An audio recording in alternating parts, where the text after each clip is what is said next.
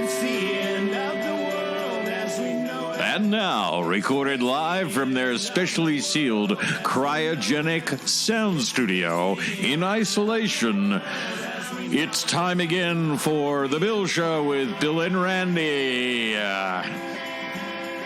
Hello, Randy. Oh, William, how are you? In this age of isolation, and we can't call it quarantine anymore. Yeah. We have to call it sparkling isolation because the French got upset because quarantine is a French word. C'est quarantine. Yeah. So we have to say sparkling isolation now. Yeah. So I'm being sparklingly isolated. Are you? I'll just climb out of my stasis pod here. Your stasis pod. Yeah, for sure. I live in the country. Yeah. And we Helen and I are sort of like in our little our cottage. We aren't sort of like walking around in hazmat suits, but we are doing the social distance, and we just use Skype, and she teaches her university classes using a product called Zoom, which allows her to have a whole classroom full of students on her screen at once. That's right. And that's what my school is doing now. We're doing distance education for everything is literally closed in this town. This is Australia, guys. This is where we are. Yeah. And as you know, the guys in the States that have been listening to us for 7 years or 8. This is where we live. We live in Melbourne. I live in Melbourne. I live in Melbourne too, but in the fringe, a fringe dweller. Castlemaine, which is another place near Melbourne. Goldsfields town, yeah. Yeah. It's about San Diego away from LA, I guess. Yeah. It's interesting because we were a few steps behind the rest of the world, as we usually are. And I think we were able to bring down the shutters a little bit quicker than, say, Italy and places like that. I think it's also the fact that we live in Australia is roughly the size of the continental United States with the population of New York State. So there's a lot of distance.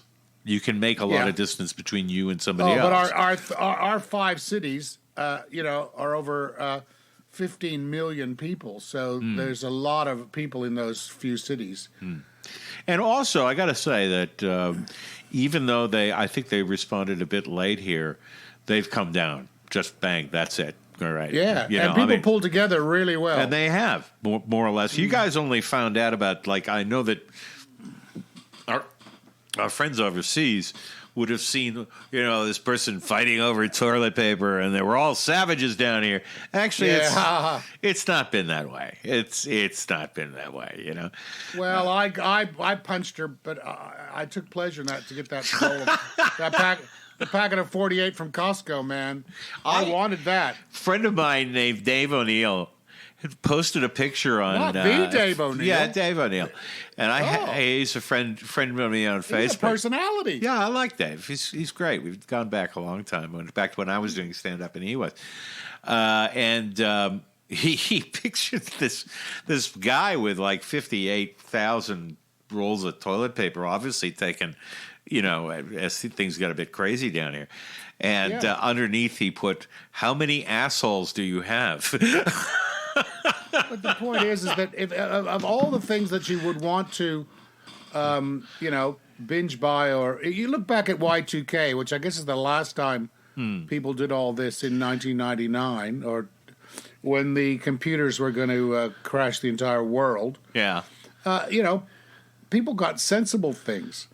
They did what's called a Mormon cupboard, which is a closet with a year's worth of food in it, Yeah. And that's sensible. And I still have a few packets of that stuff. Great. But I think nowadays, though, it's just gotten a bit ridiculous. Our local supermarket, you can only buy one of each kind of grocery item. Yeah. So, which is not stupid, but if you no, want to make it just gives the time for the, really, seriously, I haven't had a problem getting toilet paper. I haven't. Oh, no. I think the toilet paper was a total stupid. I mean, find a tree. Find a tree. Find a maple tree, You know what the thing was is that when I was sitting there because I haven't been doing this show because my wife is very sick, and that has affected me being able to visit her at the hospital. So I thought, while I'm doing, basically to keep myself occupied while I'm sitting in my room, I called you up today and I said, yeah, let's do a show. Do a show, yeah. So if you're noticing this is just rambling, that's exactly what it is. Hey, Bill, can I just make a point? When is our show not just rambling? That's true. That's true, actually, yes. So, but you know what? Yeah. I think our ratings are going to go up because people in isolation, they're going to think, I think I'll catch up with the Bill show. Yeah, well, that's the last on my playlist. I think I'll look at those guys.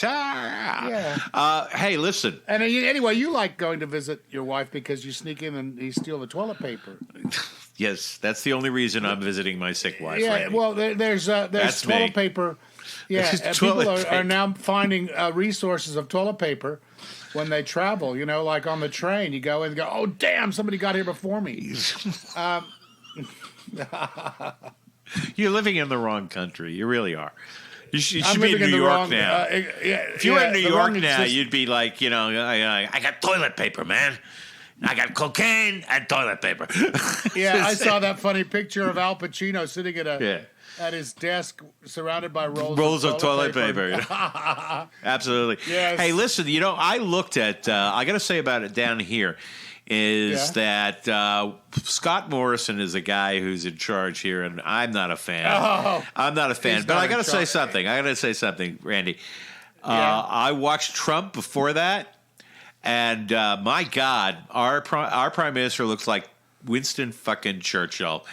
And I have been watching the shit that's going down in America now, and it's just, because the last time we talked, Bernie had won 2 primaries. He was going to lose in South Carolina. And then the whole fucking thing went to shit. Everybody, and then the virus came. This is all since our last show. And the virus came. And if politically, Joe Biden's safety. Joe Biden is who you know. Joe Biden is, and reassuring Grandpa rather than cranky Uncle Bernie. So, he decimated Bernie, and a couple of times now. Yeah. So I was in heartbreak over that, but I was also in heartbreak over my own personal situation. But then I was sitting there watching Trump, and I was sitting there with my mouth open, especially when he called it a hoax. I picked this up off of the news. I think it's MSNBC, and it's his evolution from when he should have started this to now.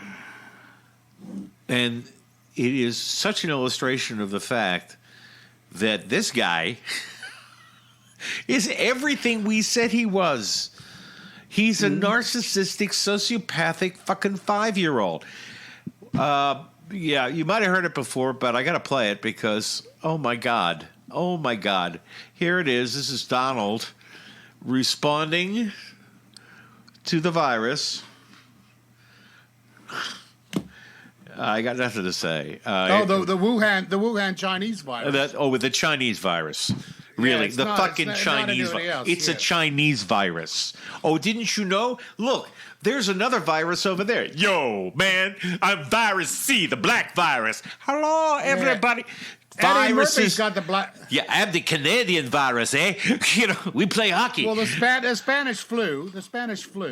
Jose was traced back to an army base in America during World War I. Yeah, it's the same only called the Spanish flu because the Spanish king got it. But the idea... It had nothing to do with Spain, Yeah, the idea that Trump could make this into a racial slur against China... I mean, people are getting assaulted. People are literally getting assaulted in the United States because this guy wanted to make viruses don't have racial. It's that there's no viruses are and that they have no race. You fucking idiot. Not to mention the fucking idiot, goddamn people out there who are going about beating up Japanese and Chinese migrants and people in their communities simply because, they have slant eyes, yeah. God. Just disgrace. Anyway, here's Trump. Yeah, okay, here he is with the virus king here. Do you have a plan to contain the coronavirus in the U.S.? We do have a plan, and we think it's going to be handled very well. We've already handled it very well. CDC has been terrific.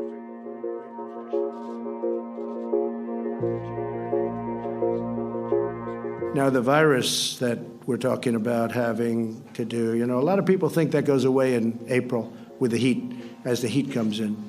Typically, that will go away in April. We're in great shape, though. The virus. They're working hard. Looks like by April, in theory, when it gets a little warmer, it miraculously goes away. I hope that's true. We have done an incredible job. We're going to continue. It's going to disappear. One day, it's like a miracle. It will disappear. In the name of Jesus, we thank you, oh God, for this group holding up the arm. Yes, Lord. Yes. Now the Democrats are politicizing the coronavirus. You know that, right? Coronavirus. It's all turning. They lost. It's all turning. Think of it. Think of it. And this is their new hoax. 35,000 people on average die each year from the flu. Did anyone know that? 35,000. That's a lot of people. And so far, we have lost nobody to coronavirus in the United States. Nobody. And it doesn't mean we won't. And we are totally prepared. It doesn't mean we won't. But think of it. You hear 35 and 40,000 people, and we've lost nobody. And you wonder, the press is in hysteria mode. At this moment, we have 22 patients in the United States currently that have coronavirus. Unfortunately, one person passed away overnight. Additional cases in the United States are likely. Is your message to Americans that it's safe to fly, and can you convince the traveling public? I think where these people are flying, it's safe to fly, and large portions of the world are very safe to fly. Are you concerned that the virus is getting closer to the White House? No, I'm not concerned at all. No, I'm not. No, we've done a great job. My fellow Americans, tonight I want to speak with you about our nation's unprecedented response to the coronavirus outbreak that started in China and is now spreading throughout the world. Today, the World Health Organization officially announced that this is a global pandemic. To keep new cases from entering our shores, we will be suspending all travel from Europe to the United States for the next 30 days. To unleash the full power of the federal government in this effort today, I am officially declaring a national emergency. Our overriding goal is to stop the spread of the virus and to help all Americans who have been impacted by this, and this will pass. This will pass through, and we're going to be even stronger for it. We've learned a lot. I also took the test last night, and I decided I should, based on the press conference yesterday. People were asking, did I take the test? Well, if you don't have to travel, I wouldn't do it. If you don't have to travel, we want this thing to end. We don't want a lot of people getting infected. We want it to end and end as quickly as possible. We've made the decision to further toughen the guidelines and blunt the infection now. We'd much rather be ahead of the curve than behind it, and that's what we are. Therefore, my administration is recommending that all Americans, including the young and healthy, work to engage in schooling from home when possible. Avoid gathering in groups of more than 10 people. Avoid discretionary travel. And avoid eating and drinking at bars, restaurants, and public food courts. I would like to begin by announcing some important developments in our war against the Chinese virus. We'll be invoking the Defense Production Act just in case we need it. In other words, I think you all know what it is. It's not racist at all. No, not at all. It comes from China. Yeah, China. My thing with this is, I remember when Randy, when I was very, very worried about my friends back there, And I have this friend of mine I've known since college, in Boston, and he's now, he's working at one of the major hospitals in the New England area. Yeah. And he's at a level where, he's in isolation now. He's in isolation. And we just kind of like, I had a drink, he had a drink, and we were sitting there talking. And he says, as bad as you think it is, it's worse. Yeah. He sits there and says, we have been screaming. We have been screaming at the federal government. From, when this guy was saying it was a hoax, people like him in hospitals all throughout America were screaming at the federal government to do something. Screaming. And this fucking punk basically trying to hedge his bets with Wall Street so he's politically insulated. China. And trying to make it a racist disease. Yeah. It's not China. I'm not racist. It's like it's from China. It's from China. I know. It's a Chinese disease. Those Chinese diseases. Can't his Secretary of State, what's his name? He's over at one of those conferences going. He's calling it the Wuhan virus. Yeah, of course he is. Yeah. That's going to be the tack. The Wuhan virus, yeah. It is absolutely. Well, he it's and shocking. his Wall Street cronies, they want everybody back to work by Easter. I know, and Fox I have News, heard. Yeah. I have heard shit from Look, let me tell you something. There was a guy, one of the, I think it was the ex-head of Wells Fargo. Yeah. Whose attitude was basically, well, some people got to die. Yeah, and that's good for the economy. If the old people the old people have got to sacrifice themselves, he said. Do you understand the idea of Soylent Green? Yeah. That's what you are to these people. We're not going to eat them. We're not going to have to eat them, are we? No. I'm telling you, everything Bernie told you is absolutely the truth. Now they're saying it in public. If you're on a gig economy, fuck you. You don't have any money, fuck you. You don't have medical care, fuck you. Yeah. And if you're an old person, you should sacrifice yourself for your children. Oh, you yeah, should die. absolutely. Die for the economy. Die for the economy. Let's get Granny out there, at a fast food joint. I got another 6 months in her, so, fuck it. Go for it. You want irony? You want irony? Yes, please. I enjoy irony. I enjoy it, too. Donald Trump says, I'm giving you all $1,000 check. I'm giving you all $1,000 check. Do you know how socialist that is? Oh, yeah. He's gone to the left of the Democratic Party. Yeah. Oh, and everybody's saying, Donald, that's socialism. That's socialism. That is socialism, Donnie. When the government comes to the aid of the people. Yes. Either financially or socially or some sort of support thing. Yes. That's how democratic socialism works, Donald Trump. That's right. It's not the Social Security unemployment insurance theory. Yeah. It's socialism. Yeah. You assholes. Fuck. Really. I don't like socialism. It's so terrible. A week later, $1 trillion, not enough. But you know who's getting most of the socialism? Oh, most of the socialism is going cronies. to. Yeah, Thurston Howell III. Thurston Howell III. Those guys over at Boeing who made those airplanes that kind of, I don't know, crashed. Don't fly, yeah. Killed a couple of thousand people. Yeah, those guys who tried to cover it up. Yeah, they're in the line to get huge amounts of money. Yeah, they got their hands out. It's called bailout, like it's a financial parachute. Yeah, and they don't need it.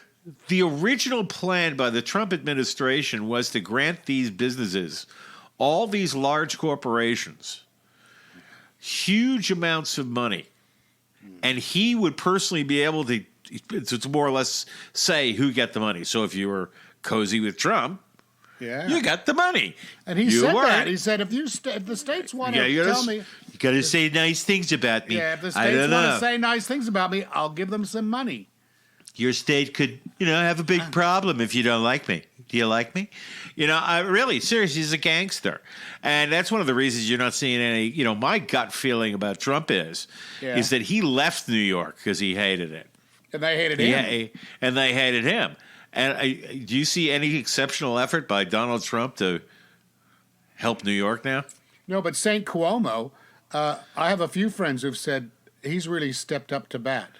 Well, that's not what I'm talking about. I'm talking about there's a personal reason why Donald Trump does not help New York City.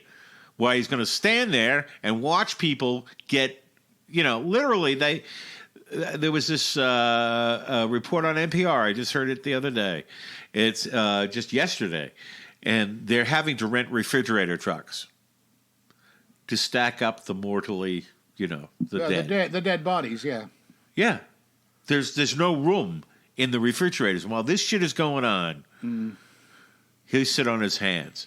He literally says to the states, well, we're not going to give it to you. You're going to have to buy it on the open market. Yeah, you have to ask me for it. You have to ask me for it. And and say please, pretty please. Always count on Donnie. There's an article appeared in the Wall Street Journal that I was looking at that just chilled my shit. And it's what I said, what we said. There's not going to be no fucking election. He's not going anywhere.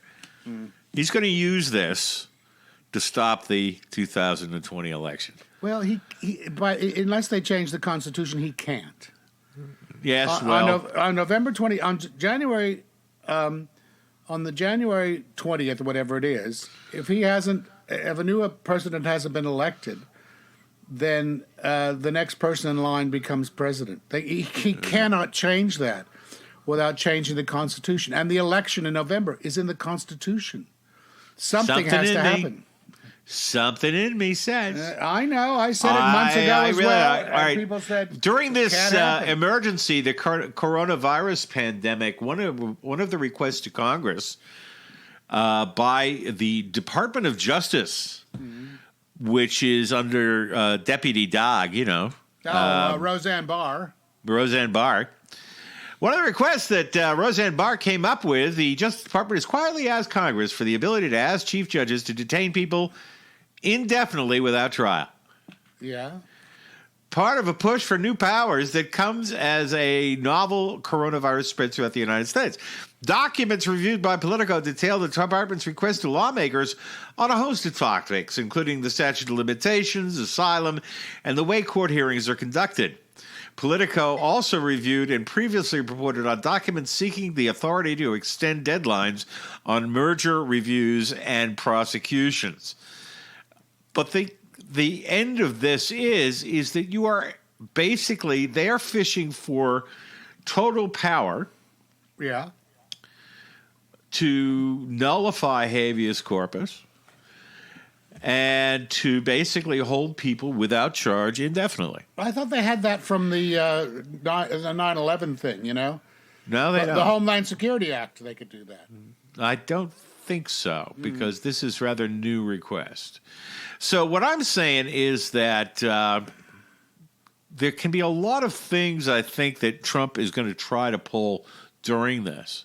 Expanding the powers of the DOJ is one of them. Because this guy's instincts is to be a dictator. And I think that anytime we see these guys running around asking for more power on top of what they already have, alarm bells should be going off left, right, and center. The other thing that I pulled out, want to hear the other thing, Randy? Yeah, pull it out. I want to see it. I mean, I want to hear it. Yeah. Oh, please. Down in the gutter to pray. I go down in the gutter to pray. Senator Rand Paul. Oh, he of the typhoid Mary of the Senate. Yeah. Yeah, he's got it. He's got it. Rand Paul, his response to getting tested for a deadly virus is to, I don't know, go to the gym and hang out with his pals Mike Lee, Senator Mitt Romney, Mitt Romney, by the way, I saw him talking. Man, that guy's spooked. Jeepers, Mitt. That's a minute. Oh, my golly. They say because of close proximity to light, they're doing it out of precaution. Ron Paul's social media team is responding to the criticism he's catching right now for working out in the Senate gym and the Senate pool. Thanks for sharing your fluids. Ron. And Rand Paul is just... Rand Paul has always been a beanhead. We want to be clear. Senator Paul left the Senate immediately upon learning on his diagnosis. Well, that's good. He should have left as soon as he was tested if he had his Maybe doubts. not show up and dunk your fucking filthy, hairy little libertarian body into a fucking pool while you are waiting for results of whether you have coronavirus, you dumb...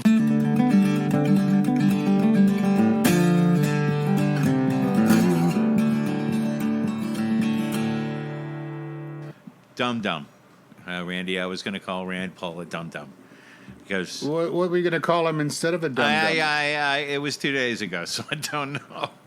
Hi, guys. This is like, were you going to drop a C-bomb? You haven't done one of those for a while. No, I would never do that to Rand. Oh, come on. Rand, it's April Fool's. Oh, no. Is it April Fool's yet? No, that's tomorrow. No, that is tomorrow. Well, listen, folks, it's been another 2 days, and I had to cut in I didn't want to take any of Randy's time. No, please. It's the Bill show, not the Randy show. Well, I listened to this podcast, Randy, just the other day. If you ever check it out, Michael Moore has this fantastic podcast called Rumble.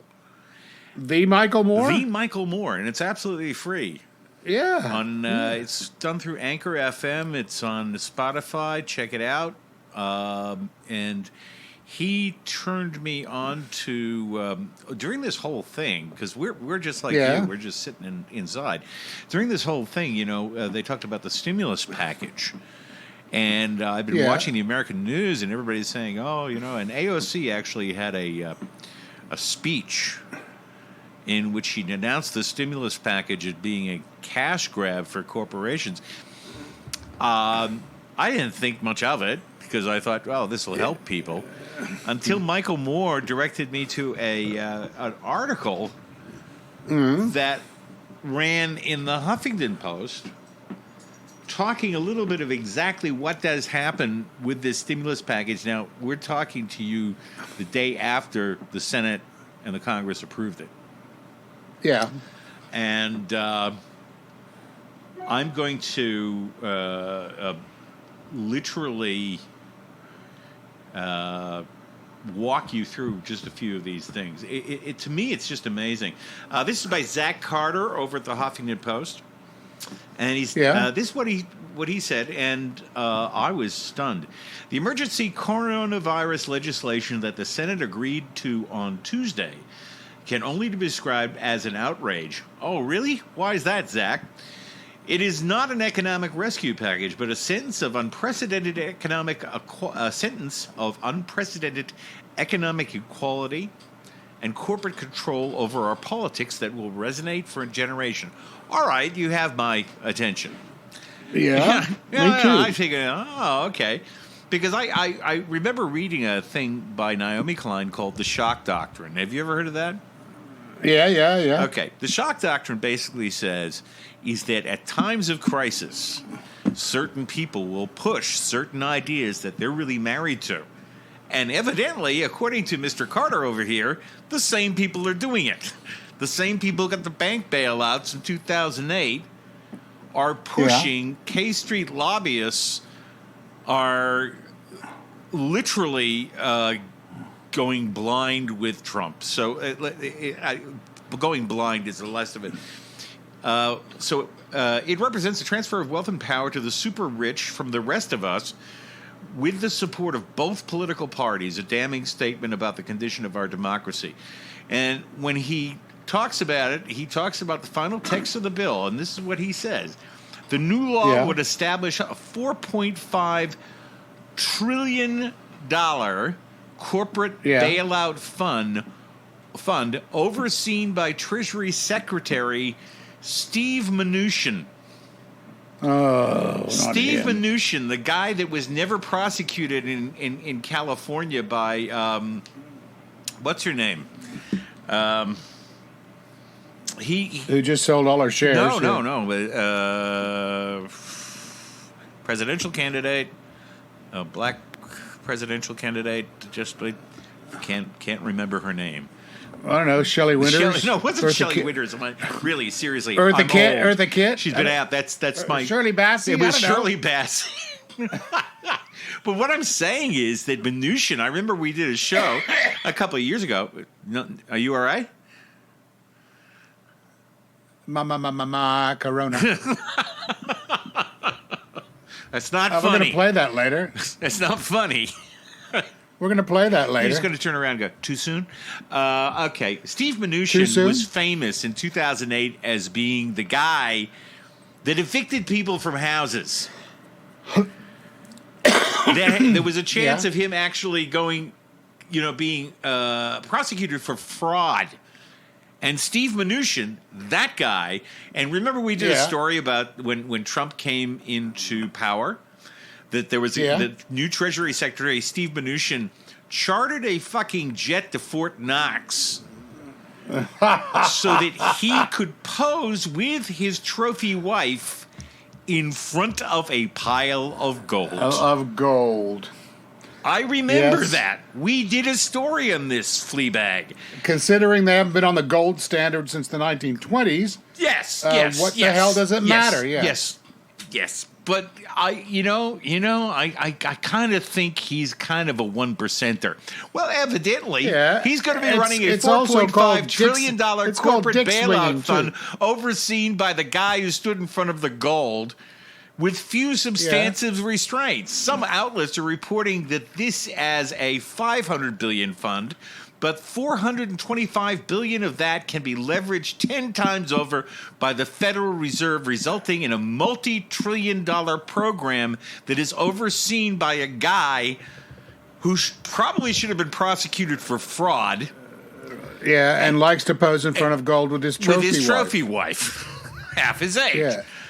The bill and he's short. And he's short. But now he has $15 trillion. Do you think those corporations are going to be nice to Trump? Yeah, he kissed my little bottom. Yeah, there you go. Bill, can I just say, when the going gets tough, America goes socialist. No. They give away checks. Oh, yeah. They give away what everything. I'm trying to say. And your friend Donald wants to, he wants his signature to be on them. What I'm trying to say, instead of the Treasury Secretary. What I'm trying to say is, you can call that socialism, but it ain't socialism for you.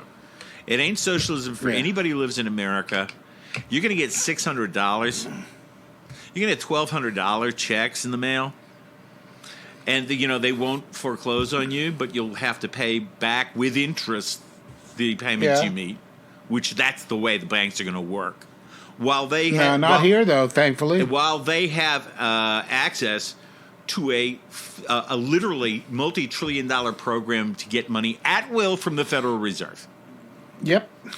The bill permits except states that he doesn't like. Listen to this, right? Listen to this. You know what's going to happen after this thing? What? This is going to happen. The bill permits bailed-out companies to lay off up to 10% of their workforce over the next 6 months with no restrictions after that. Guess what? Mnuchin would have the authority to waive any upside for the public in its new investments. The bill's restrictions on stock buybacks at bailed-out firms are too temporary to be significant. Bailed-out companies can even pay dividends to their shareholders. Even though they're bailed out? Even though they're bailed out. So they're paying dividends with to all their shareholders. Rich guys. Yeah. Well, you're getting... The 1%. Well, every American's getting this fucking $600 check. And the Democrats are going... With Donald's signature on it, there'll be a collector's item. No, but the Democrats are going around like, this is, we fought for that. Are you kidding me? These corporations and Steve Mnuchin have an absolute discretion over a multi-trillion-dollar fund, and with absolutely no constraint, very little constraint on it. And these fuckers can lay off 10% of their fucking workforce and get the money. And 6 months from now, they can fire them all. Yeah. And you're saying that you couldn't put a string on this bailout to make sure that kind of shit didn't happen? Yeah. What the fuck are you there for? Here it is. This is another one. Okay, have a look at this. On Monday, the Federal Reserve announced essentially unlimited support for the banking sector. And for the first time, used its authority to directly finance corporate debt. You know what that means? That means these assholes can do whatever they want. Whatever they fucking want. Ever. Yeah. And the American government will prop them up. Yeah, we'll finance whatever they want to do. There is, in fact, an economic emergency right now. This is more of what he wrote. Just not for the super rich and massive conglomerates. On Monday, the Federal Reserve announced essentially unlimited support for the banking sector. For the first time, used its authority to directly finance corporate debt, as I said. Large corporations can get money, as Boeing CEO David Calhoun, when he's not making planes that fall out of the sky and kill hundreds of people, David Calhoun made clear on Tuesday when he said his company would just look at all the other options, and we've got plenty of them. What are the other options? Is he going to make respirators like General Motors? Oh, okay, yeah. You're waiting to figure out whether you're going to, A, lose your job, or after the 6 months, they're going to fire you, or whether the banks are going to foreclose. If Congress were to assist in an equity stake in the companies it assists, bailouts will eventually be necessary, but Congress has plenty of time to craft serious programs. That is a fucking nightmare. That is a fucking nightmare, and it is a testimony. I was sitting there reading it, and I went, "These people don't care about you. No, they don't. They never have. Don't give a shit. They never You have. are nothing to them. Nothing." You know that picture of everybody standing on top of the fountain, and all the people underneath are supporting them. Yeah. That's happening again. Yeah. Yeah. The middle class, the lower class, and the upper class. Well, no, it is all class. It is all class. Yeah. What's happening right now is that these fuckers are holding a gun to the American people. You've got people dying in New York City. I have a special relationship. Basically grew up and where I did theater. And that I'll tell you something. I said it before. Trump is demonizing New York City. Anyone that speaks negatively of him doesn't get the aid. And that these guys in Washington used a time like this when people are dying on the street to ransack the Treasury. It's astounding. John Stewart said when he was fighting for the 9/11 first responders, and he turned. I remember he was interviewed. He said, "As bad as you think it is, it's worse," and he's right. This is hideous, and not one Democrat. There was one Republican who voted against it, a Libertarian, and he took a lot of shit. Now I read this, I'm going, yeah. And he responded back. He took a lot of shit from all the news networks, and for having gone against it. Yeah, and all the. But he made a motion. He said that all the congressmen had to come back to Washington to cast this vote, and they were really pissed off because none of them wanted to sit together. After visiting Rand Paul's swimming pool. Rand's having a pool party. And so they got really pissy. And I think it was Jimmy Dore who said on the show, which he's another guy who's covering this, no one's covering it. The only reason I heard about it was basically because I heard it on Michael Moore's podcast. And I had read, Naomi Klein before. And she's always said, always look for a move when the disaster strikes, because that's when we're weakest, and that's when they'll move, and they have. Yeah. And, the debt is going to be crippling forever. And by the way, if you think you have Social Security in America, it is fucked off. It's gone. It's empty. They used it in Iraq and Iran. I'm serious, yeah. man. 6 months from been now, you're used going to up. have Republicans even louder sitting there going, oh, we have so much debt. I don't know. And then you'll say, oh, well, Yeah. Biden will win, and Biden's against cutting Social Security. No, Biden's Here, first of all, looking Biden's for his against next, cutting Social cup of Security. tea Have a and- listen to this. Let me ask you a question, Joe. Yeah. You're right here with me. Yeah. Have you been on the floor of the Senate? You were in the Senate for a few years. Yeah. Time and time again, talking about the necessity, with pride, about cutting Social Security, cutting Medicare, cutting veterans programs. No. You never said that. No. When I argued that we should freeze federal spending, I meant Social Security as well. I meant Medicare and Medicaid. I meant veterans benefits. I meant every single solitary thing in the government. Look, here's the deal. You're an honest guy. Why don't you just tell the truth here? We all make mistakes. I am telling the truth. And I not only tried it once, I tried it twice, I tried it a third time, and I tried it a fourth time. Joe, let me repeat it again. I want you just to be straight with the American people. I am saying that you have been on the floor of the Senate time and time again talking about the need to cut Social Security, Medicare, and veterans programs. Is that true, or is that No, not it's true? not true. That is not true? That is not true. I meant veterans benefits. I meant every single solitary thing. Yeah, I'm sure everything's going to be fine. No wonder he doesn't want to debate Bernie. Bernie will debate rings around him. Well, anyway, I did want to talk also about the other character in this nightmare, and that is, ladies and gentlemen, the fact that Bernie Sanders lost. Now he can't get a debate with Joe Biden.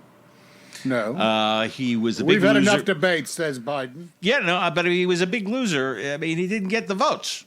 Yeah. Now there's some people going around saying, "Oh, well, it wasn't that big a loser."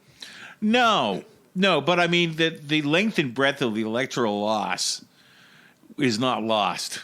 Yeah. But what I dislike intensely is people saying, the media has more or less said, "Oh, why is he? Why is he even bothering? Why is he even bothering?" I can give you a reason why Bernie should bother, and the reason Bernie should bother is Joe Biden. I have come to the conclusion, watching him during this, coronavirus, and I think that you have too, because you already disliked him, is that he's too old. His marbles is what he's done. He's I mean, it's just in really in a few months since that debate. Listen to how lucid he was, even though he's talking crap. Guys, he had a bit of spine, but now he's blah, blah, blah, blah, blah. I have a lot of reasons right now, and I'm going to go on with it a little bit more, of the reasons that I've always defended Biden as being a decent guy. That's changed, by the way, and I'll tell you why in a minute. But the fact that he's losing got a bad case of Baltimore crabs. Yeah, the fact that he's completely losing his function can be, if you look at the public pronouncements that he has made during the coronavirus, they're all of them are just kind of like, teleprompter doesn't work, and he just sounds completely sapped of energy. He makes a mistake. So then let me tell you how this really scares me, because I was watching television here in Australia, and Australia is the home of Rupert Murdoch, right? So Rupert Murdoch birthplace of Rupert Murdoch. Rupert Murdoch owns Sky TV. So one of the commentators and Fox? here, he is the Dark Lord. He's the evil master here, and I got to see the kind of stuff that Murdoch's going to use against Joe Biden in a piece that was done here in Australia by one of Sky News' talking voices. Yeah, talking and heads, she did a thing about Joe Biden, and I'm not sure whether that's, you know, I got to say, this scared the hell out of me. So here it is. This is Sky News Australia, and I'll get the name of the reporter, but the Sky News Australia, she's doing a commentary from Australian point of view on Joe Biden. Have a listen. As a candidate, yeah. Yeah. To speak about the man who most likely will challenge President Donald Trump at the coming US presidential election, Joe Biden, who overnight gave a speech laying out his plans to overcome coronavirus and to condemn Trump for the spread of the virus in the US, despite the fact that when the president closed the US's borders to non-citizens travelling from China, Biden was among those critical of the move. Remember those cries of racism when the US and Australia were among the first countries to restrict travel from China? A move that medical experts say was critical in reducing the spread of the virus to those countries. Biden refused to take any questions after reading his short statement off an auto cue. In recent months, we've seen Biden appear confused about key facts, policies, dates, and names. He even at one point forgot Barack Obama's name. The Democrats' Biden or bust strategy has seen the former vice president become the clear frontrunner to be their presidential candidate. But no matter how hard the Democrats and their allies in the media try, Biden's cognitive issues can no longer be ignored or blamed on some right-wing conspiracy. There is simply too much footage of his muddled rants, inexplicably bizarre outbursts and Charlie Sheen levels of confusion to try to gaslight the American public.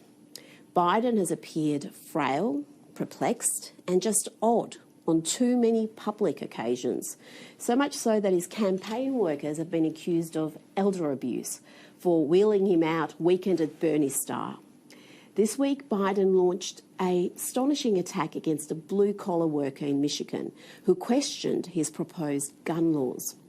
Not only did Biden get basic facts wrong and misstate his own policy, but he told the constituent in a hard hat he was full of shit and a horse's behind and got aggressively in the man's face to the point where the voter said, "This is not okay."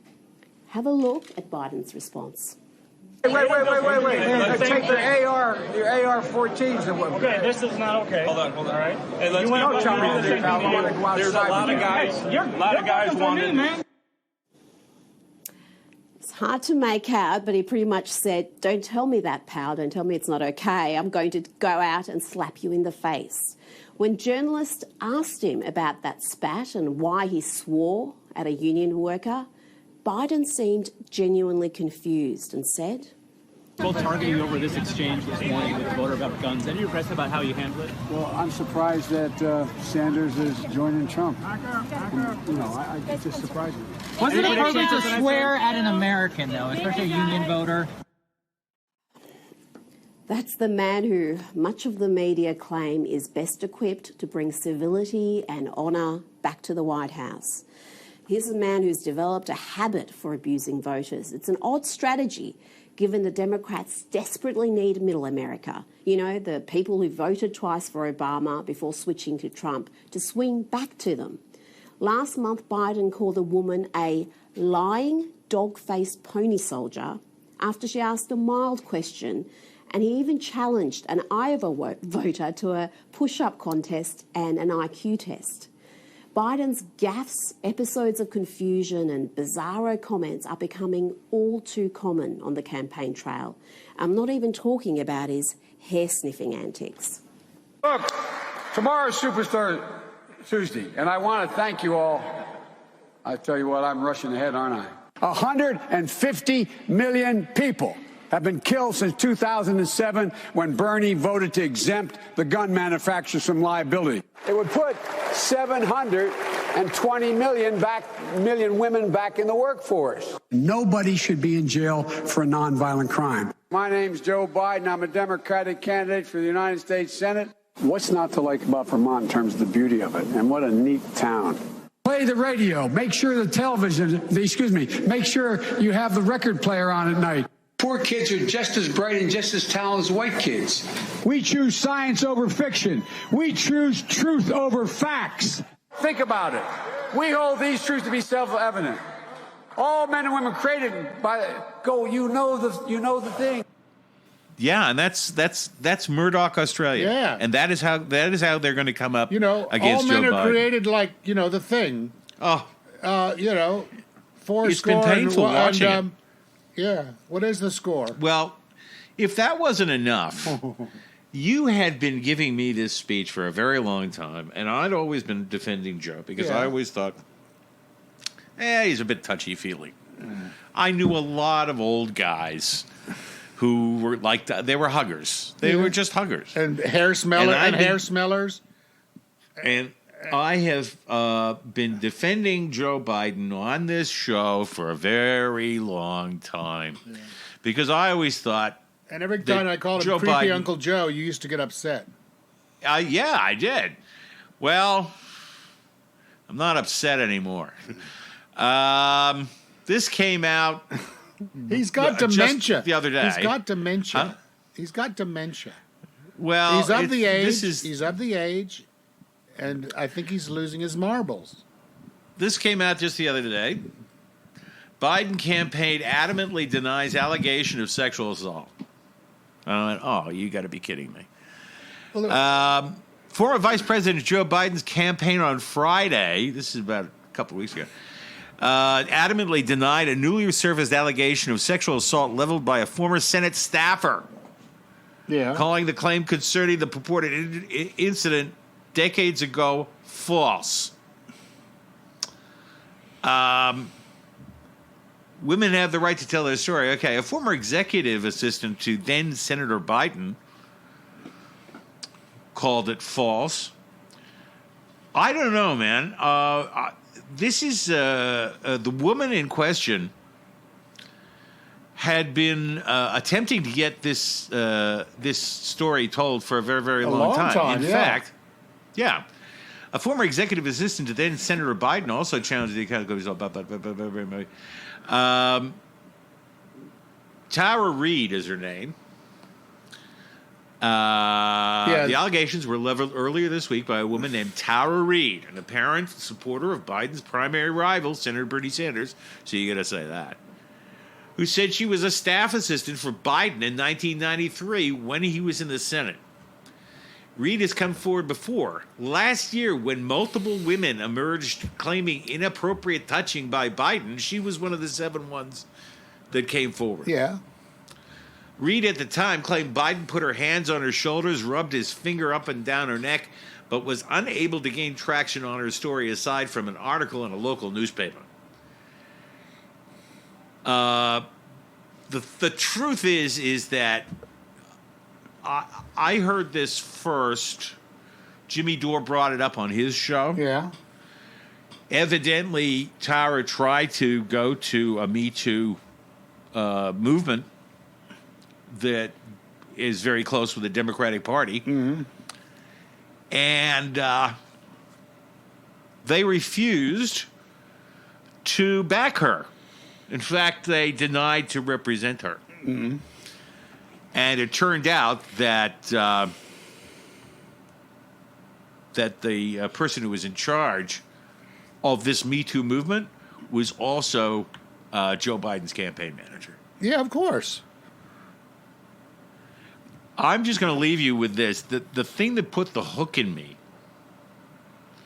was listening to the actual interview. With Tara Reid.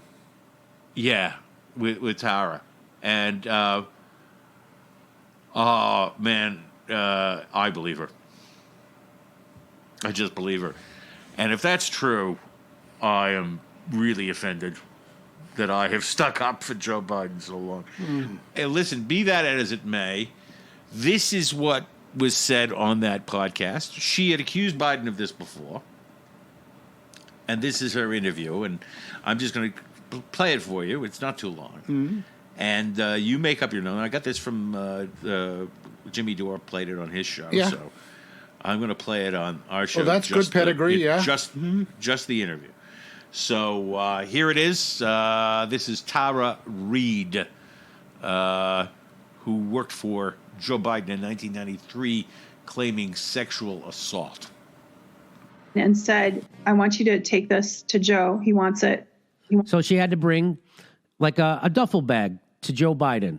So her boss, she's in the office, calls her in and says, hey, you need to bring this to Joe Biden right away. And he's over somewhere else. So she's bringing it to him. I want you to bring it, hurry. And I said, okay. And it was a gym bag. She said, take the gym bag. She called it athletic bag. And, she said he was down towards the Capitol and he'll meet you. And so I went down and I was heading down towards there. And he was at first talking to someone. I could see him at a different distance, and then they went away.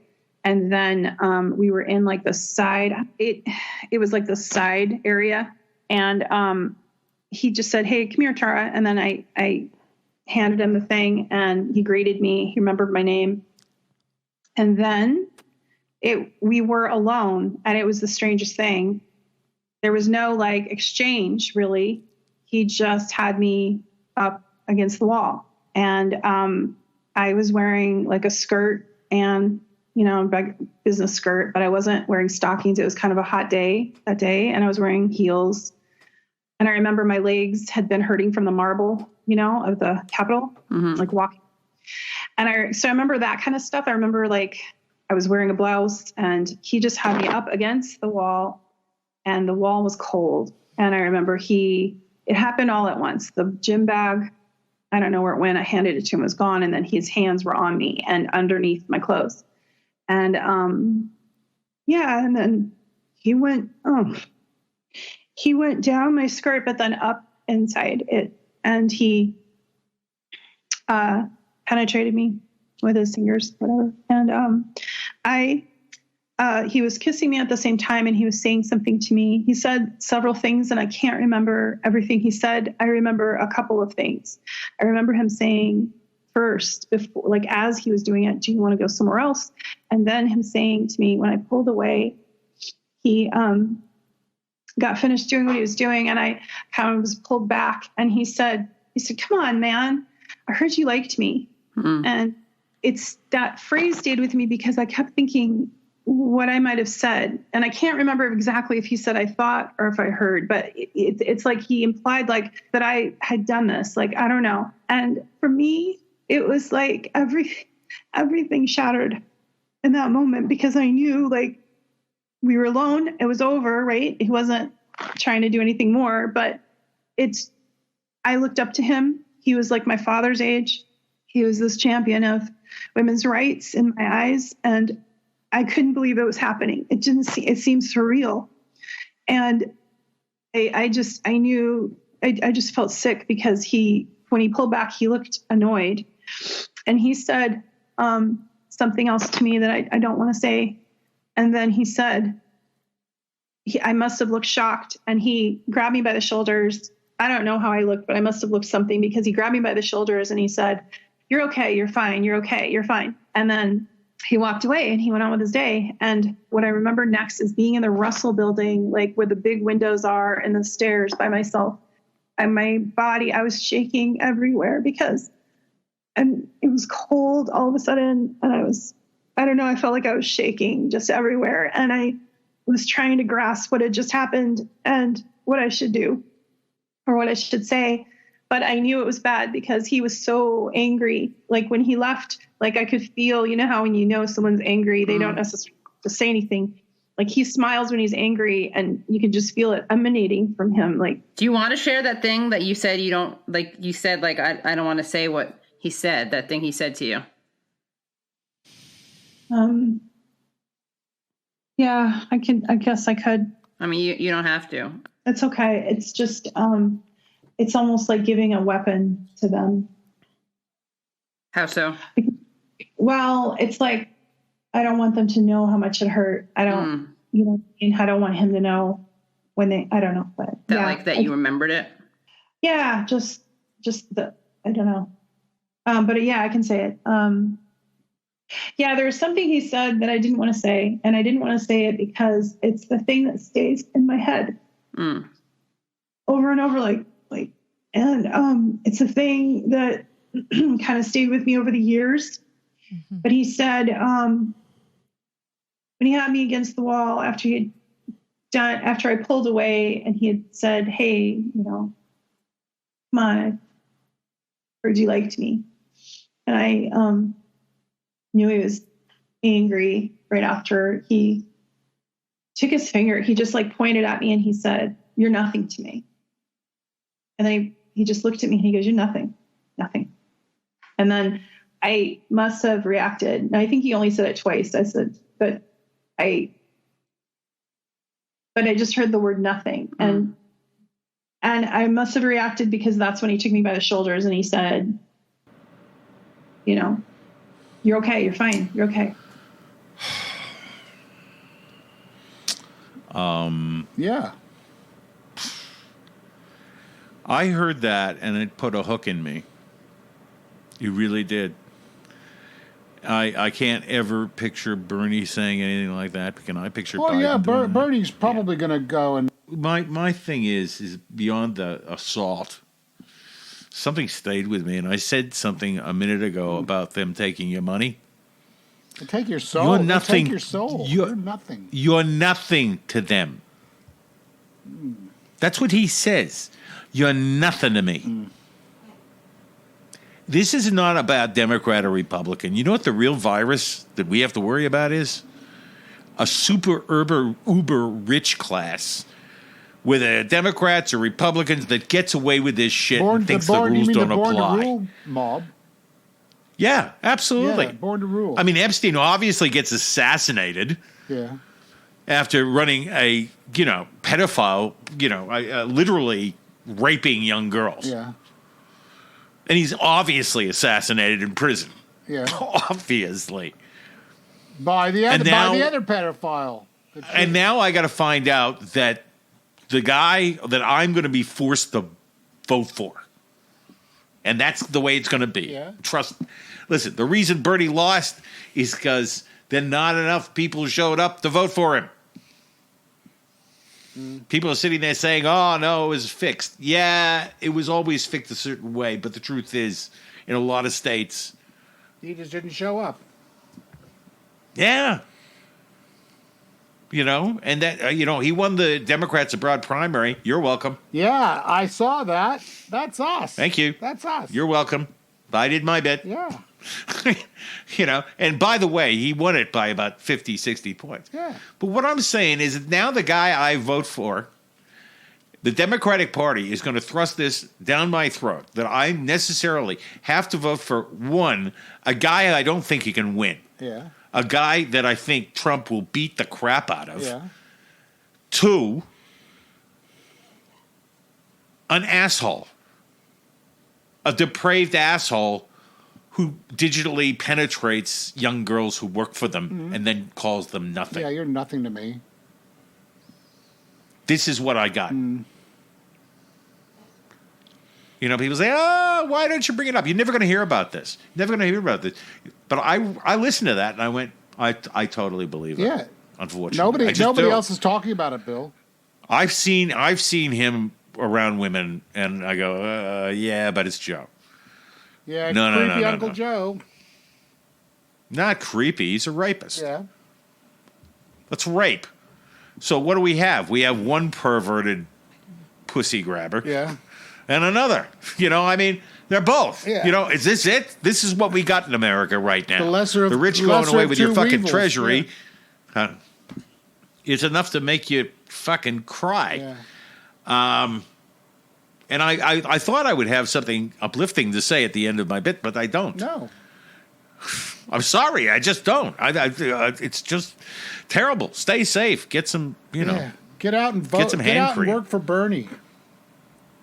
Yeah, you know what? Bernie isn't done yet. No. And if the Democrats have any goddamn sense, which they don't, Yeah. They're gonna, they already voted, and every Democrat voted for that corporate welfare shit. Every one of them. A big speech, and then they did that. This guy has been running around embarrassing himself every time he's in front of the thing. Trump has managed to turn the corner and go with the scientists. Americans have amnesia. They won't remember the fact that when this thing started, he had his head up his ass. Yeah. They're going to remember that every night when I turn on the television, there's Donald. Uncle Donald, the great leader, guided us through this crisis. You watch. You know? And people say, oh, well, there's a lot of people going to die. Well, I'm very cynical as to whether or not politically the Democratic Party can do this. If Donald turns this, and this is a very cynical way to look at it, but I mean, if Donald turns this around and all you have is Biden up against him, good night, nurse. That's it. Bill, we live in Australia. We do. We can do a new podcast called Lifeboat Australia and just tell everybody. Lifeboat Australia, guys. You know, come on down. Yeah. No one's listening to me now because I'm so damn depressed. Yeah. Anyway, listen. You're not I'm depressing, Bill. I am depressing. You need to cheer us up, Randy. Well, do a funny voice like Walter Cronkite or Howard Cosell, you know? Howard Cosell. Here at Gregory Peck as Atticus Finch. My name is Gregory Peck as Atticus Finch. Yeah, do the show. That was do fun. the show as Atticus Finch. Well, listen, man, we're going to be back in a minute. I've got some Randy's, funny shit for you people. He's got some funny stuff. Yeah, don't go so away. we can laugh while Rome burns. We'll be back for 2:51 and 1 minute, guys. I need toilet paper, toilet paper, toilet paper. I'm out of toilet paper. It's my corona. I need toilet paper, toilet paper, toilet paper. I'm out of toilet paper. It's my corona. Got to make a grocery run. Well, that sounds fun. Why am I out here risking my life? Corona, where's a goddamn parking space? Shit, I touched my face. Wait, I think I finally caught my corona. Stop it, don't be manic. Go inside. No organic? Oh no, all GMO. Jesus Christ, now I panic. I'll die.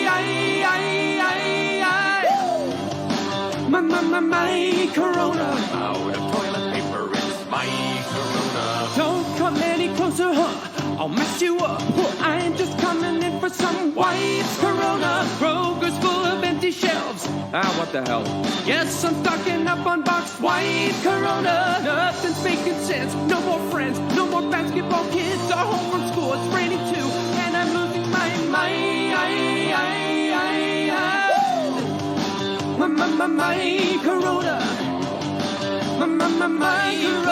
I need toilet paper, toilet paper, toilet paper. Out of toilet paper. It's my corona. Toilet paper. Toilet paper, toilet paper. Out of toilet paper. It's my corona. When you gonna get to me? Get to me. Is it just a matter of time, corona? Will I kill my family in quarantine? Yep. Or is it just a game in my mind, corona? Then there's Donald Trump. What the fuck? Why are you shaking hands and keep telling us nothing's up? That we're gonna be fine. What? My corona.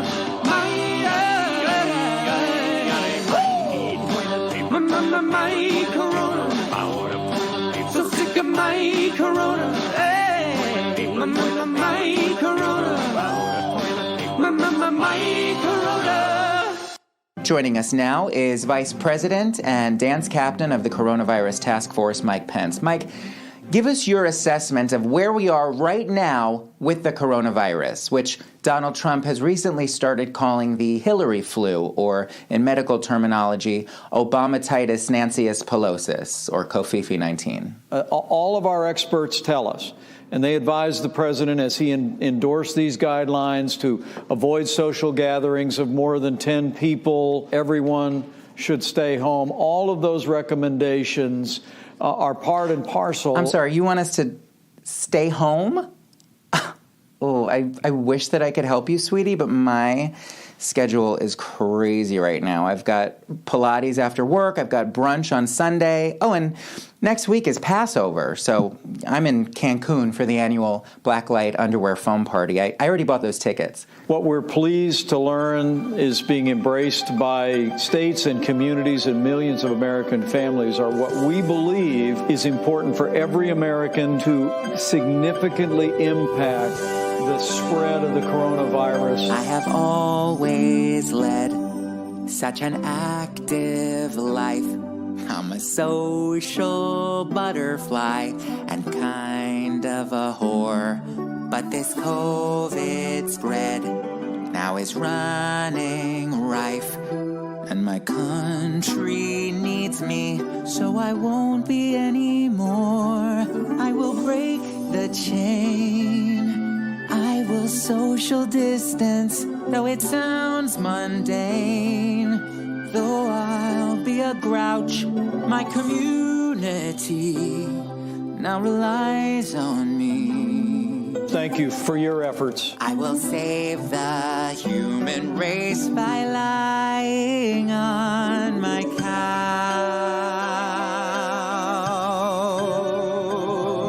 I'll stay home from work for 1,000,000 days.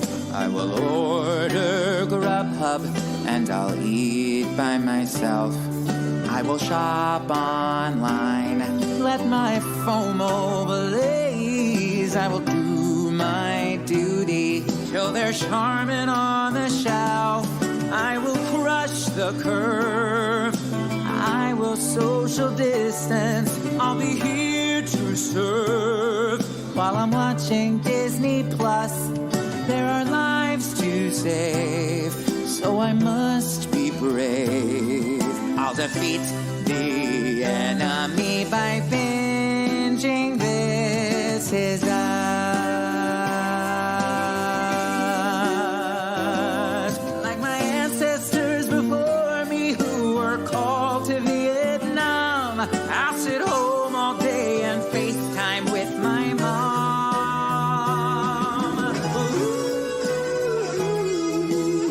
And we need every American to step forward and recognize that if we act now, we can limit the spread of the coronavirus significantly and ultimately save lives. I will save the day while I clean my closets. I will skip the gym till this plague has passed from 6 feet away. I will social distance. Back up. Sorry. I will do home manicures until we're safe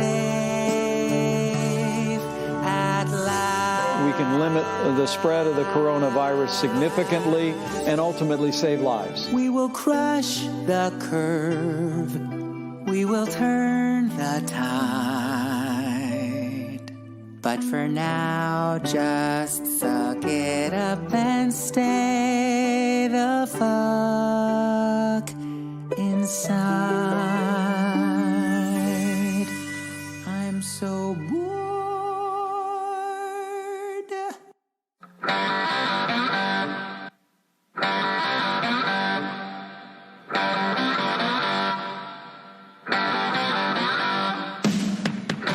And now, ladies and gentlemen, it's time to keep your hands and feet inside the vehicle at all times, because it's time once again for Randy's Rant. It's rant time, Randy. Look, Bill, I hate to say it. Yes. You know, it is autumn. It is. You know, we're about to Here, down here it is. Yeah, In South, we're about to do in this- daylight savings the other way around. I'm actually sitting here in, you know, a nice button-down collared shirt, pants, shoes, socks. I'm just not my usual self. So it's not that I'm going to look rather distinguished. I saw you on FaceTime. You look that distinguished. remark, Yes, you do. Yeah. Willie, I'm proud to be seen with you. I Yeah. wanted to rant about something as much as I could, but you know what?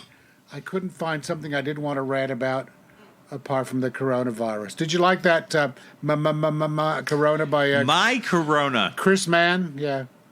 Chris Mann. Look it up on YouTube because the visuals are actually very funny. This guy's totally manic. He's wearing gloves and he can't find any toilet paper. Toilet paper. You know, this it is so true. There's it some is so great. true, man. There's some great parodies. I don't know. This kind of thing really brings out the creativity in people, also because they're probably all staying at home and doing fuck all. That's right. You got all these. You get all these creative people. I watched Sir Anthony Hopkins talking to his cat the other day. I really loved that. I go, what a sweet guy. You know, and you know, you worked with him. I've met him. I've worked. You worked with him. Yeah, well, sorry. And you said he was a nice. Yeah. No, but you said he was a nice guy. He and I look at is. that, He's a very nice guy. He's Welsh. He's got a lovely Welsh accent. You know, it always sounds like people are singing when they're Welsh. You know, it's a lilting kind of accent. Anyway, he's a wonderful. He's 80-something now, but he's still got a lot of spirit and spunk. Yeah. Yeah, I like him. I like him a lot. Yeah, he's an actor. So what do you got for us? Well, I wanted to rant about something other than the coronavirus, and I just can't. I was going to say there's another great parody which I'll play next show called Stay the Fuck Inside. And it's actually, this guy's channeled Tom Lehrer, you know, and it's exactly one of those I got it from Elsie and she got it from him kind of songs. Oh, really? Yeah, he's got the total, you know, vibe from Tom Lehrer. So Tom Lehrer was a guy who was alive before you guys were born. Well, 50s and 60s. 50s and 60s. Yeah. But he was actually a college professor, wasn't he? Yeah. But he was one of the great song satirists of the early 60s. Now, I was going to say that I know America sort of got off on the wrong foot. They were still in the blocks when everybody else was shutting the doors. Not like Italy and Spain, where it's gotten worse than China. But America's pretty bad, and I think you got to hand a lot of it to Donald Trump. Even though the first flags went up in December, when it was just in Wuhan, they didn't stop anything. But Australia, being an island, we've been able to stop quite a bit, except we keep letting... it's a lot easier here. Ocean liners. It is easier. We keep letting ocean liners like the Ruby Princess dock let everybody off without testing them, and then they disappear into the community, and our infection rates go up. But 10% of our infections from one are ship. from one ship. Yeah, but do you believe that? But I think we're now at what are called stage 3 restrictions in our state. Yeah. No more than 2 people together. And you can't go out unless you have a damn good reason. So stay indoors. And I've sort of started doing things, you know, not just preparing for the show. Well, I've started baking real sourdough bread with real wild yeast and things like that. I made hand sanitizer. Did you? How do you make hand sanitizer? Well, you know, because it all ran out the door. And also, it's been shipped back to China. They all bought it back off us. Where would our listeners get information on how to make hand sanitizer? Oh, Dr. Google. It's all over the place. It's minimum 70% alcohol, and that can be anything up to and including high proof vodka, I suppose. But I use 95% alcohol, which is we in Australia called methylated spirits, and it's you just can't drink it. You just can't drink it. It's 95% ethanol, so you can put it in your engine. You know, you can run it in your car. Yeah. But I use that, and I use aloe vera gel, which is fairly readily available, although it all disappeared off the shelves rather quickly. But you just mix it together. Yeah, 70-30, and you have to really shake the hell out of it to get it to emulsify. But then it is exact, and I also put a few drops of pure oil in it, like orange or peppermint or something. And and I got a few little squeeze bottles at the chemist, what they call travel bottles, and I made these and I gave them to the little community stall at the farmers market. We're still allowed to have farmers markets here in Australia because they're deemed a necessary or an essential service, because farmers have to be able to sell their food and people have to be able to buy it. So I donated them to the community stall there, and they all went like hotcakes. So Yeah, Donald Trump's latest proclamation is that gun shops are an essential service. So there can be no stopping gun shops. Whereas in Australia, we have when you're we have stressed shut at them home, down. You can't buy. When you're stressed at home, that's when you really want to give your population guns. Well, when they're stressing at home, Well, people are pissed off here. Oh, I can't get a gun now. But you couldn't really get a gun before without jumping through an awful lot of hoops. Yeah. So, gun shops are closed here, but they're an essential service in America. Latest estimate is 200,000 Americans are going to die. Oh, God. Trump keeps saying 100,000, but he's wrong. Well, I mean, it isn't written yet. We don't know. No, but of course, I fear so much for the people that I know over there. Yeah, and this is. Well, my parents are both in their 80s. My father's nearly 90, so he's got a bullseye painted on his back. Well, that's true. Yeah. I mean, I'm talking to people I know over there, as I said earlier in the show, and I'm petrified. New York City, man. I have memories. My wife and I, of 34 years, who's the dearest, most lovely woman I've ever known in my life, met in New York City when we were both in theater. Yeah, and she's like from Queensland, And she's from Queensland. Yeah, she like my adopted an wife. American My wife actor. is from Queensland, and she Yeah. married an American actor too. That's right. Go But figure. I mean, I have so many wonderful memories of New York, and I love going there when I'm back home. And to think that this evil man is doing nothing for them. No, and Just saying you standing can't back. have respirators. No, you don't need them. There's nothing You're wrong not with nice you. enough to yeah. me. You haven't kissed my ass enough. Yeah. Yeah, I know. It's hideous. No, It's just- it is. It's shocking, but that's just the way he is. I mean, the guy's a sociopath, and you cross him, and you're dead. Yeah. I think that you've got to it's if you had told me that this was going to happen, last time we did the show, did you think this was going to happen? I expected it was going to go the way the Spanish flu had gone, which actually started in America, not in Spain. So the last time we did the show, you thought it would be this big? Oh yeah. Oh yeah. Oh wow. Oh yeah. I didn't think because I'm the eternal pessimist. But the Spanish flu, which started in the American Midwest in an army base, a lot of diseases start there. Especially meningitis and things like that. Anyway, the flu started there. The reason it was called the Spanish flu was because it killed the King of Spain died from it. Early on, so they called it the Spanish flu. We immediately called it the Spanish flu because the King of Spain. Yeah, and we didn't call it the Fort Leavenworth flu or whatever it was, wherever it had started, the American Army base. But that was 1918. Of course, we didn't have airplanes then. We couldn't, it just spread like wildfire here this time because of in less than 1 month. Early December, we started getting worried about in early January, when we knew it was spreading. But the places like Italy, they just didn't bring the shutters down in time, and they're losing 1,000 people a day. Well, what we should really look at, though, is the fact that this is something that we, as in 1918, they didn't have the technology we have now. No.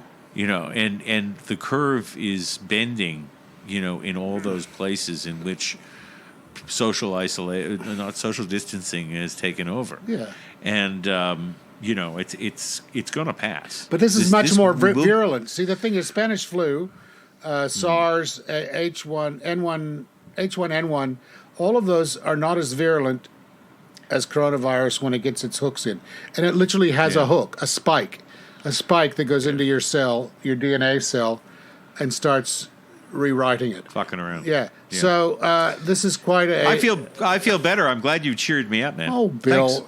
And also the thing is people testing positive doesn't mean they're sick. I wish that up to 80% of people are going to carry the virus, but they aren't necessarily going to get sick. So I think people shouldn't start saying, "Oh my God, there's 10,000 people in my town have been tested and they're positive." Positive is one thing. You're a carrier. You still have to isolate so you don't infect anybody else, but you're not necessarily sick. No. So I wish they would make that clear. Well, I hope they do. I think they have on numerous times. Yeah, but I had to go and dig around to find out. Yeah, all right. Well, do you have any cuts for us? Well, or anything I do have a cut. The reason I have a cut is because, remember I used to do the religious nut job? Yeah. We used to have that lovely guy from Harlem. Yes. James. James, Reverend. The Reverend James, yeah. Y'all gotta flee! Yeah. He's our receptionist. Yeah, he was our. I loved him. But now, your friend Jim Baker tried to sell a fake cure, and the American government actually came down on him like a ton of fucking bricks. You know what? If anybody's so fucking stupid as to give those people money, give this guy $1. Well, how about the guy that the guy that tried to cure it over the television? He's actually in this clip. Okay. And what's the clip? Yeah. Okay. Let's play the clip. This is the fundamentalist American evangelicals dealing with the coronavirus. Okay. All right. Any identification of? No, you'll hear them. You'll know them. Ah, right. That's the best of. Okay. Could I have evangelists during the coronavirus for 10, please, Jack? Here it is. There you go. The devil's trying to give me the flu. Put your hand on that television set. Yes, Lord. Hallelujah. Thank you, Jesus. He received your healing. We know the coronavirus is breaking out here in the United States. For there is fear that is gripped and panicked regarding the coronavirus. The Lord woke me up about 2:30 this morning, and he said, "Sit down, I'm going to give you the answer." He said, "We're looking at the virus. The virus is nothing." Well, I know they don't want us to do this, but just turn around and greet 2 or 3 people. Tell them you love them. Jesus loves them. Amen. I can't go to church today. Why? Because I think Apostle's going to have the virus.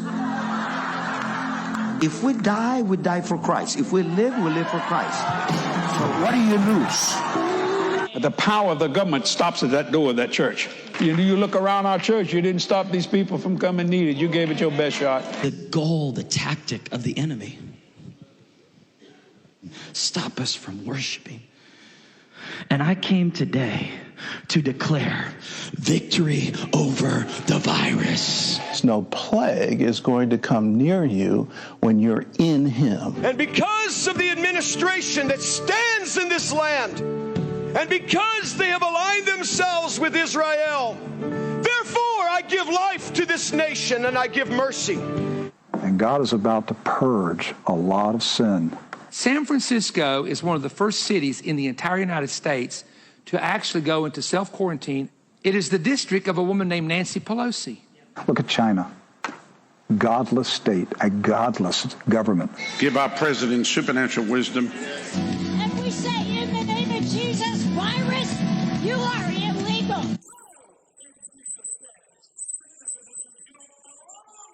I consider not symptoms in my body. When you take of this bread and put it in your mouth, the healing power will go through your body from the top of your head to the soles of your feet.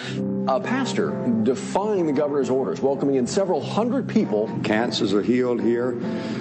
People are healed of HIV in these services. And tonight we're also going to pass out anointed handkerchiefs to people who may have fear, who may have a sickness, and we believe when those anointed handkerchiefs go, that healing virtue is going to go on them as well. What you just said is one of the most insanely idiotic things I have ever heard. At no point in your rambling, incoherent response were you even close to anything that could be considered a rational thought. Everyone in this room is now dumber for having listened to it. I award you no points, and may God have mercy on your soul. Yeah. Oh, jeez. I've got to say, when I first heard that, I thought it was actually a gag. Yeah. Because they were doing like fake voices. The good Reverend from Harlem. And, so I thought it was a fake. But when you listen to them, you recognize all those voices. Yeah, I saw and that. And the guy doing it through the television, curing people. Yeah. I want you to reach towards the television and I'm coming at you, and you will never be sick if you are within him and going on and get you out, disease, you are illegal. And I thought it was a joke. I was sitting there thinking, there's a line. One of my favorite movies is The Untouchables with Costner and Sean Connery. Kevin Costner, yeah. And Costner turns to Sean Connery. He says, "What do you think?" And Sean Connery says, "I think there's nothing like vaudeville." And that's all I could think of during that thing. It's good. Show business never stops. Oh my! And Jim God. Baker with his silver nitrate. If you drink the silver solution, it will cure you. And the one that Donald Trump mentioned early on, these two drugs which, if taken in conjunction, apparently did some good. People ran out and bought it and died. I know. They ran out and bought it and died. I never told anybody. He'll say, "I never told anybody." You got to admit that, I was listening to. They were talking a bit about Fox News, because Fox News had their hand in kind of like saying, it's just a conspiracy. A bunch of liberals trying to, spoil his election. It's a hoax. And evidently, they're running a commercial now with all the heads of Fox News, including Hannity, sitting there telling us, no, this is serious business. You know why? Because these guys they are afraid of getting sued. Yeah. And if there's God as my witness, if there's any justice in the world, as we're finding, there isn't. But if there is any justice in the world, there will be a class action suit against Rupert. Because all this time in which they were sitting there talking about how this is all a hoax, Murdoch and his family were preparing. Yeah. They took it personally. Selling shares. Country, they're fine. The super rich are fine, dude. The super rich don't give a shit. Remember what Joe said. You're nothing to him. Nothing. You're nothing. Yeah, you're nothing. Yeah. All right. Now back to things you can make at home. Yeah. I told you I'm making my own bread with wild yeast. I think you can also make your own, like I say, your own hand sanitizer. You can make your own disinfectant spray. Same thing, at least 70% alcohol, because that's what kills the virus. And you can put in eucalyptus oil or orange oil. And, everybody's got time, but the thing is you can make these things at home and you don't have to go out and buy them and get sick. Oh, I found that song I want to play. Yeah, well, I can't imagine why everyone's depressed. I realize this is... Really, this show is seriously, I'm not in a bad. I'm really in a shitty place personally, but this is not personal. I am not. I'm sitting there watching this shit and going, "This is the Stephen King ending." It is. But the stand. It's not the Stand. Yeah, we can make people feel a bit happier. Now play the. You want me to play the Stay the Fucking Home song? Okay, let's. Stay the fucking home song from Randy, who's the pessimist optimist. Here it is. The Stay the Fuck at Home on 251. Here it is.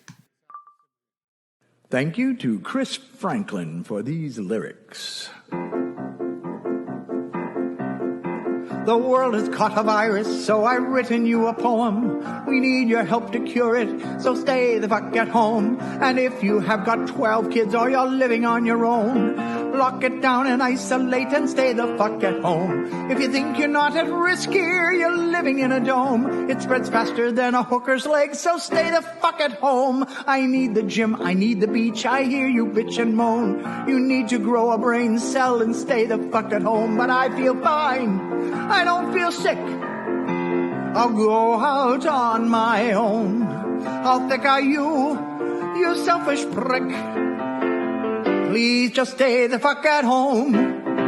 From LA through to Berlin, from Wuhan through to Rome. There's people dying every day, so stay the fuck at home. If you need to contact family, use Facebook, Skype, or phone. We've got the fucking internet, so stay the fuck at home. The only way to slow it down is isolate, not roam. Please help the world get back on track and stay the fuck at home. Stay the fuck at home, stay the fuck at home. Don't you be a fucking dick, please stay the fuck at home. Stay the fuck at home.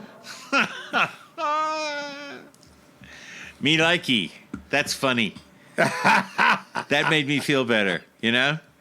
I know, that was the idea. Now, that was it was a poem written by, like the guy said, Chris Franklin, but the music was played by a guy named Bob Kelly. Now, Bob Kelly is this lovely, you can watch it on YouTube, Stay the Fuck at Home song. Great. It says that they want it, it's going to become the theme song of 2020. I think it is. I think that's absolutely right. The Stay the Fuck at Home song. I think that's great. So, yeah, and it's a great, the video is just him sitting there playing it. Doesn't it have that Tom Lehrer it does. Vibe to it? It does. It really does. And it's very Tom feel Lehrer. that, and, you know, and if you don't know who Tom Lehrer, you got time, guys. Look up Tom Lehrer on YouTube, and you'll laugh. It's got most of his stuff is there, and including the one about there was one of the flus, and I got it from Agnes. He got it from Anna. Yeah, my favorite is called Poisoning Pigeons in the Park. Yeah, it's friggin' hilarious. We're all gonna die. We're all gonna die. In so long, Mom. I'm off to drop a bomb, so don't wait up for me. It's really great stuff. If you Tom Lehrer on YouTube, that's your assignment. There will be a test. And there is actually an entire concert, which was recorded live in. It's on YouTube, Oslo, and he's great. On YouTube, this entire concert. Tom Lehrer stopped doing funny songs when Henry Kissinger won the Nobel Peace Prize. Yeah, that's true, dead true. And he said, "I can't. Nothing's funny anymore." And Henry Kissinger wins the Nobel Peace Prize. Anyway, is there anything else? You got anything else for us? No, Willie. Well, there are, but I think I think this is a good place to end because I don't want to kill myself. You know, you don't want to kill yourself. You managed. You cheered me up with the "Stay the Fuck at Home" song. I think we should all live by that. I stay at the fuck at home. Yeah. You stay the fuck at home. For a lot of we can save New Jersey comedian J.L. Colvin for next week. Yeah, we absolutely will. Next show. I'm pleased that we're doing shows again that we can hopefully bring a little ray of sun. You know, I bet our ratings go up with all these stay-at-homes, you know? Yeah. Well, listen, man, thank you for listening out there, if you have been.